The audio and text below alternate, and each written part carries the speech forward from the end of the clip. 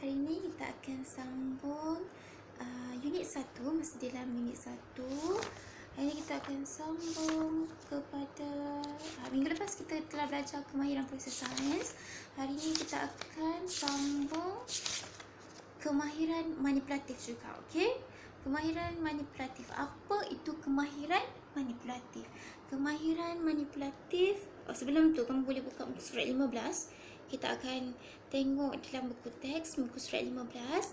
Okey, kemahiran manipulatif merupakan kemahiran psikomotor dalam penyiasatan sains. Maknanya kamu punya tindakan psikomotor, okey, semasa melakukan penyiasatan sains.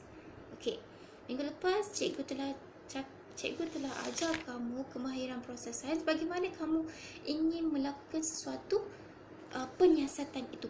Jadi minggu ni cikgu akan sambung bagaimana kamu ingin melaksanakan, bagaimana kamu tindakan kamu semasa melakukan penyiasatan sains. Okey, maknanya semasa kamu melakukan tu bermaksud semasa kamu berada di dalam lab, dalam bilik makmal sains, apa yang perlu kamu lakukan.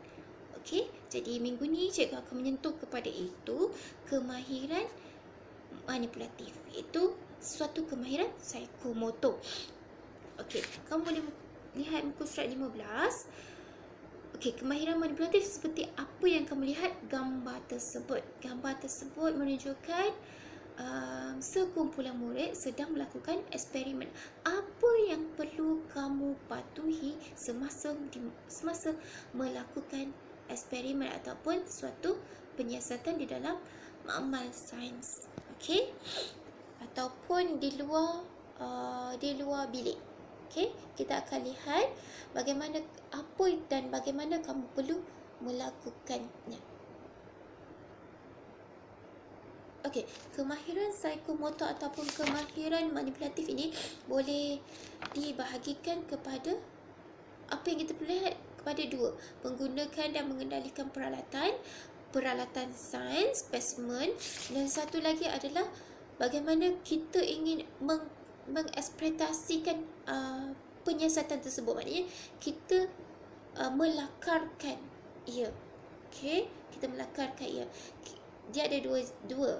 Okey, dalam kemahiran manipulatif iaitu kita mengendalikan, maknanya kita yang mengendalikan peralatan dan spesimen penyiasatan sains, dan kemudian kita melakarkan, maknanya kita melakukan pendokumentasian.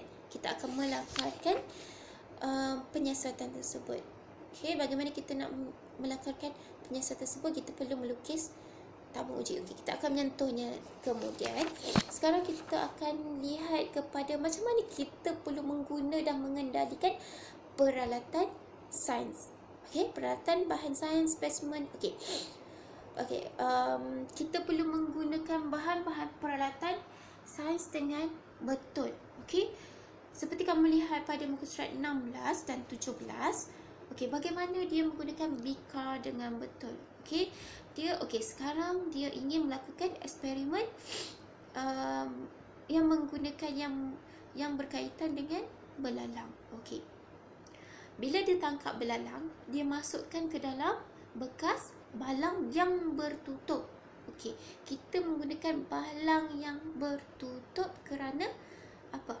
Kerana untuk mengelakkan belalang itu terkeluar. Jadi ianya telah menepati pengendalian peralatan yang betul. Okey, kita tidak boleh melakukan selepas menggunakan peralatan kita perlu membasuh.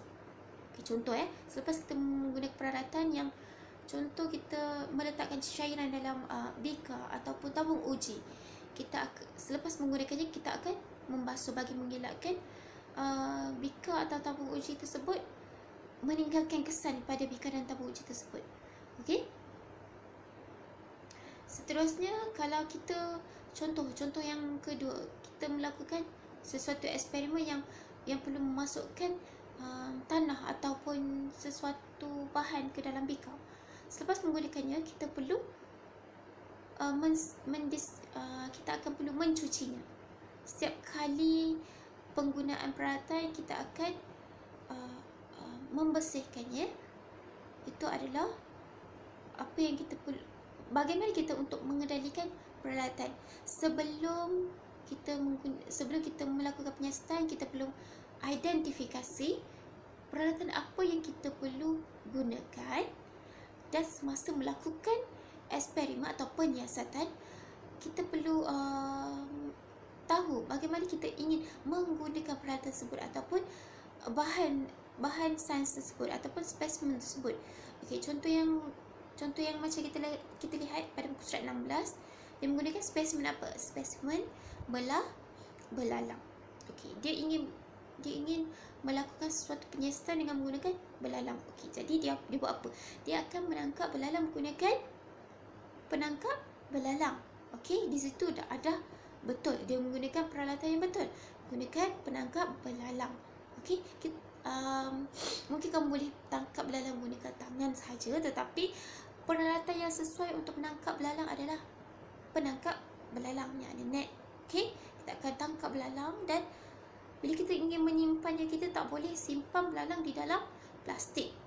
Okey, seperti yang kamu selalu buat, simpan belalang dalam plastik. No. Okey, kita akan menggunakan peralatan sains yang betul. Berikan bika yang bertutup bagi mengelakkan belalang tersebut terkeluar. Okey.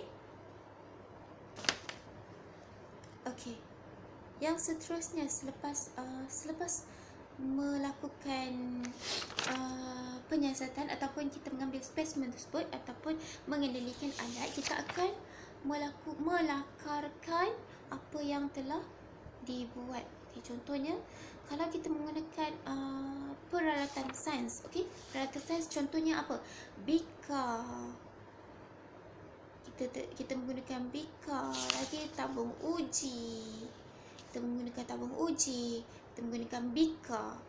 Okey, kita perlu melakarkan bika dan tabung uji dengan baik, dengan betul, untuk kita dalam proses pendokumentasian. Maknanya sesuatu penyiasatan sains tu perlukan, it is a process. Ia adalah satu proses.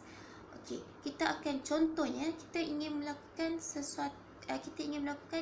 penyiasatan ataupun eksperimen tentang penanaman pokok. Macam minggu lepas cikgu cakap penanaman pokok. Okey, penanaman pokok. So kita akan menggunakan kemahiran-kemahiran seperti meramal, seperti yang cikgu cakap minggu lepas, semua kemahiran-kemahiran tersebut. Dan yang kedua ini adalah kita akan identifikasi peralatan apa yang perlu diguna, bagaimana untuk menggunakannya. Kemudian kita akan melakarkan eksperimen tersebut. Okey, apa peralatan yang perlu digunakan, kita akan melakarkan, bagaimana kita akan melabelkannya. Okey, contohnya macam yang kita lihat pada muka surat 18. Okey, melakarkan bika. Kita akan lakarkan bika seperti muka surat 16 dan melabelkan ia. Okey, kita akan labelkan supaya mudah untuk kita tahu apa yang ingin kita gunakan, apa yang ingin kita spesimen yang kita gunakan, alatan yang kita gunakan ataupun bahan sains yang kita gunakan. Kita akan labelkan ia. Okey, kemudian yang kedua, tabung uji. Biasalah tabung uji bika, kita akan gunakan ia dalam penyiasatan sains, eksperimen sains, itu adalah biasa. Okey, tabung uji juga kita perlu labelkan dia untuk contoh macam kita ingin melakukan penyiasatan berkaitan cairan. Okey, kita perlukan apa? Kita perlukan cair tersebut, kita perlukan tabung uji, kita perlukan penutup tabung uji. Okey, perlukan semua tersebut. Okey, kemudian kita akan lukis spesifik, lukis betul-betul larutan tersebut, labelkan larutan tersebut. Okey, kemudian kita akan melakukan proses pendokumentasi.